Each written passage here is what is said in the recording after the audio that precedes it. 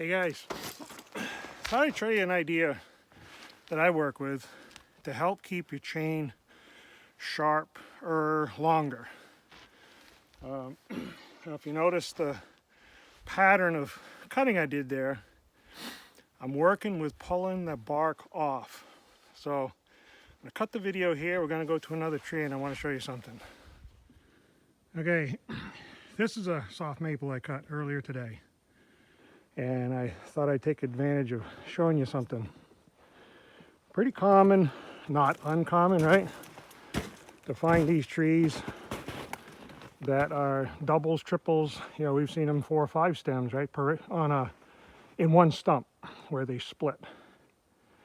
And if you've cut wood much and you cut into this, call it what you want, right? This black stuff, you'll find it's going to dull your chain pretty quickly. It's noticeable. And over the years, I've kind of quizzed folks, you know, what is it that's, you know, why does it dull your chain like that? And I've heard folks say, oh, that dead wood, that rotten wood in there, that'll take the edge right off your chain. And I thought, it's still wood. If it's just wood, then, you know, why would it be dulling the chain? So I don't think it's the dead wood that's dulling the chain, okay?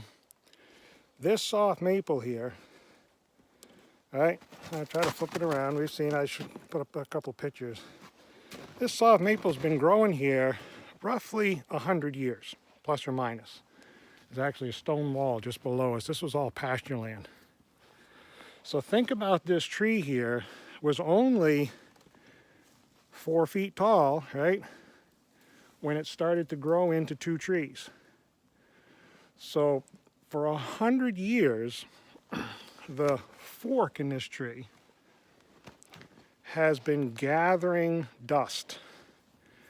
And that, I believe, is what takes the edge right off your chain when you cut into these forked trees like that. For 100 years, the dust in the air gets kind of collected on the trees. We can't see it. It's almost, you could almost call it microscopic, if you will, or some other term essentially meaning that, in the sense that in between the rainstorms, that dust kind of clings to the trees as the wind goes by. It rains and it washes that dust down the tree. Now, on the outside, it's not as obvious, so I think a lot of folks don't pay it much mind. But when they fork like this, think of it, it's basically like a funnel.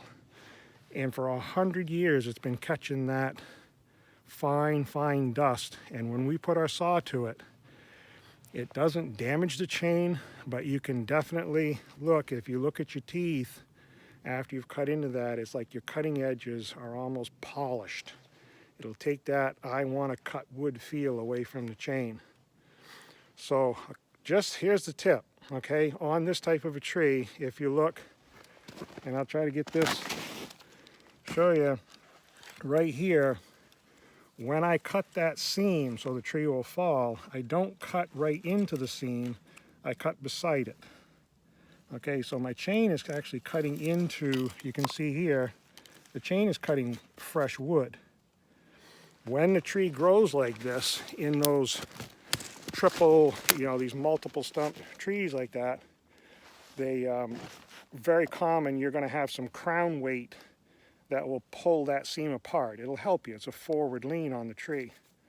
So I do everything I can to not have my chain into that black stuff.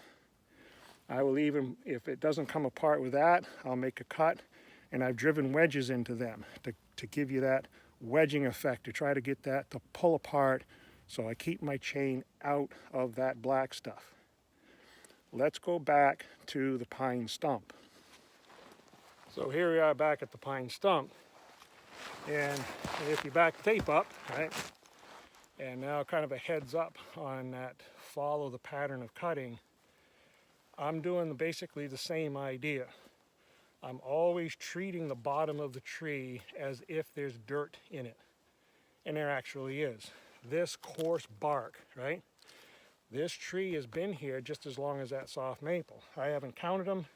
I'm sure it's over 100 years old.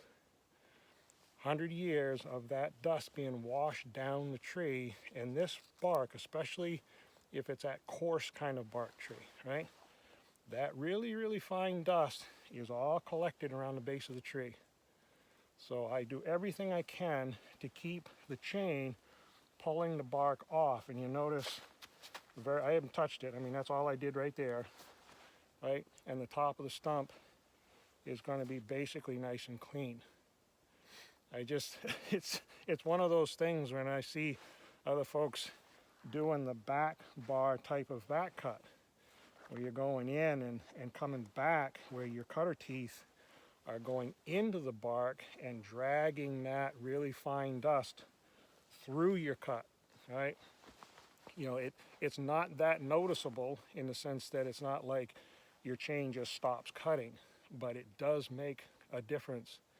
And if it's something, you know, a new idea, I'd give you, you know, just an idea to try it. And I think you'll find that if you've kind of been back barring the back cuts, try it the other way around. And I believe you'll notice how much longer your chain will stay sharp. And especially those fork trees, you know, keep them out of that collection, that little catch basin there of that dust. Hope that helps, guys. Be safe out there.